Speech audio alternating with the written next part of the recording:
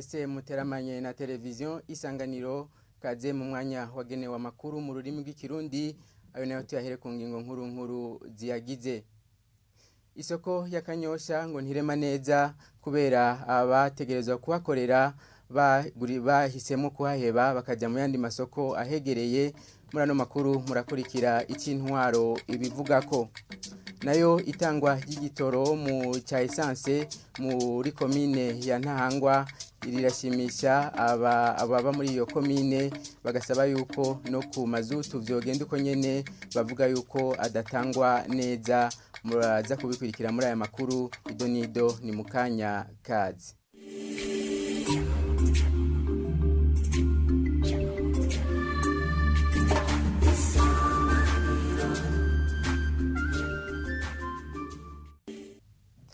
Bimwe mu bibanza byo kudandarizamwo mu isoko ya Kanyosha iheruka gusanurwa birugaye mu gihe abategerezwa kubikoreramwo ngo bahisemwo kuja mu bindi bibanza bavyugaye kugira ngo bahadandarize.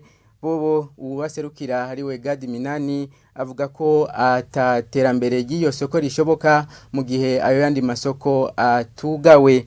Bagasaba ko abarongoye intwaro bufata ingingo zishoboka kugira ngo iyo soko ireme neza. Ino nkuru tibaze Jamari Mayonga. Muri iyo soko ya Kanyosha ibibanza bitari bike, ahanini igice c'ibibanza birimwo aho bita ama eshope ibitari bike birugaye. Ku rundi ruhande ibibanza bita ama kioske naho nyene urabona ko atabadandaza bahari. Bamwe mu badandaza bakavuga ko atabakiriya bakironka bitewe nuko isoko iri ahitwa mu Gisyo. Benshi mu badandaza bahora bakorera muri iyo soko ya Kanyosha bataye ibibanza vyabo birukira muri iyo soko mu Gisyo. Isoko ya Gisyo bari barayugaye, abantu bose bari baje, isoko ryari ryuzuye, activite yari nyinshi. Ariko mu nyuma twumva yuko nyene isoko yasubiye kugurura, avuga yuko ari karagira cooperative. Mugabo twasanze atari cooperative, twasanze ari isoko nyaryo. Abantu bose twariko turakorana ngaha bose barasubiyeyo. Ubu amasoko yose biyoske byose birugaye. Nkubu naje kuva mu gitondo niyo ngishika ngaha, nta kintu turonka, nta na kimwe. Babantu badandariza mu ibarabara benshi barasubiyeyo. Hama ingorane rero nyamukuru yatumye nabo bo mu ibarabara basubirayo. Umuntu wa mbere yatanguye kubagumura kubatangura ibibanza bikugara. Nujya muntu uhajya mu Gisyo yagiye kubesha ngo ni cooperative yagize. Ngo ni cooperative yuguruye. Kumbe yakoresheje kubwenga bango ni cooperative ahubwo acayigira isoko. No kuvuga abadandaza bose bari muri ino soko benshi baciye bimanukira hari ya mu Gisyo ubu niyo bakorera. Minani Gadi aserukira abadandaza mu isoko ya Kanyosha akavuga ko isoko ya Kanyosha igitangura abadandaza bari benshi, ariko uko imisi yagiye ihera niko bagiye bagabanuka bagasubira mu isoko iri mu Gisyo. Akavuga ko iyo soko iri muri quartier ya Gisyo mu gihe tugawe ataterambere rizoboneka muri iyo soko ya Kanyosha. Ibibanza ngaha mu soko ya Kanyosha bitariko birakorerwamwo ico bivako hari isoko yari yugaye cyo kimwe n'izindi mu Gisyo. Iyo bahavuye bitaho ni cooperative kandi ata cooperative bisoko aho yugururiye abadandaza bateye baja muri iyo soko, ni naco gituma mubona ibibanza byose byugaye. Yaba abadandaza cyo kimwe n'ubaserukira bagasaba ko isoko iri muri quartier Gisyo yo kugagwa cyo kimwe n'utundi dusoko turi hampande muri yo quartier nyene. Dukeneye yuko mwokugara rijya soko, turasabye mukuru w'igisagara kumvo twirirwa tutadandaje, tukirirwa tutadandaje, ukwezi kugahera tutadandaje, amezi abiri agahera tutadandaje kubera ayo masoko yongeye kugurura. Twasaba rero ko nyakubaho umushikiranganje w'intwari yo hagati mu gihugu n'umutekano ko byari vumereye kwizo soko zo kugagwa, cooperative ziraba ubworozi, hanyuma abandi bantu nabo bakeneye kudandaza nibaze badandarize muri ibi bibanza vya leta, mugabo soko zindi zose ziri pembeni bazifatira ingingo. Iyo soko ya Kanyosha ikaba ari imwe mu masoko ari mu gisagara ca Bujumbura iherutse gusanurwa. Mu ntwaro bamenyesha ko ivyo cooperative babizi. Devote Ndayisenga arongoye komine ya Muha akamenyesha ko abategereza gukorera muri ico kibanza ca cooperative arabanwanyi bayo gusa. Tumukurikire. Nivyo abadandaza bo ku isoko ya Kanyosha barashobora kuba bidoga ko mu Gisyo hariho koperative yo bikora nk'isoko.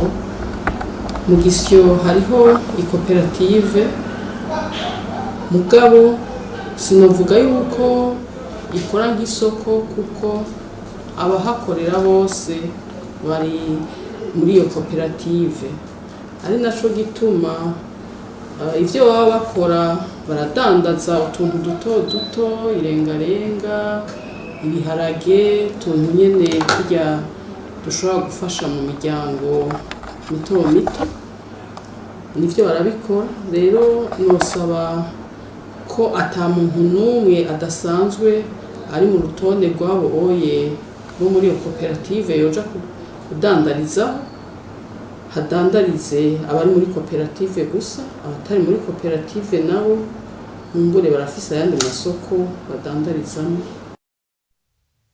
Tubandanye nano makuru. Bamwe mu banyagihugu bo muri komine ya Ntahangwa barashima itangwa ry'igitoro cyo mu bwoko bwa essence hamwe n'igiciro kitaduze. Naho biruko basaba ariko ko no ku mazutu vyogenda uko ngo kuko ataboneka neza ku mastation amamwe bagenzi bacu baciye ko kuri uyu wa mbere. Ino nkuru tuyibaze Nicole nini nahazwe. Igihe twaca ku mastation atandukanye muri komine Ntahangwa nacerekana kimwe ubukene bw'igitoro. Aho twatembereye kuri wa mbere hari nk'isaha 5 kuri station ya KM Oil Company iri mu Kigobe, imiduga yose inywa igitoro cyo mu bwoko bwa essence canke mazut yaronswe igitoro bitagoranye. Haje nk'indwi nka zitatu igitoro cyari cyarabuze kabisa kandi bitego. Eka waranatonda ukirirwa akanakibura. Ubunye byofuma kabisa aho giye hose igitoro kirahari. Ubwo ni byiza cyane ko nakitaduze. Ahubwo twe twagumuye ubwode. Gihe nyine kibuze twe tuzo ko kizoza kiduze. Ubu turashimira Imana igitoro cyatanguye kuboneka n'abakiriya baraza nta mirongo ushaka arinjira tukamuha essence akagenda. Kuri cyangwa cyo nyene ntitwigeze tuduza cyangwa tugabanya. Kuri station Interpetrole mu Ngagara na station Top 7 iri mu Kamenge naho nyene igitoro cyo mu bwoko bwa essence cyatangwa neza uretse ico mu bwoko bwa mazut kitatangwa ku rugero rushimishije. Abanyagihugu barashimishwa no kubona ikibazo c'igitoro ca essence kiriko kiratorega umuti, bagasaba ko n'igitoro cyo mu bwoko bwa mazut coboneka naco nyene ku bwinshi. Mukurangiza hano makuru muyavugwa mu makungu mu gihugu ca Sudani, umushikiranganje wa mbere Abdallah Hamdoke yahoze ari umushikiranganje wa mbere imbere yuko haba ihirikwa ry'ubutegetsi yasubijwe kuri ubwo ubutegetsi.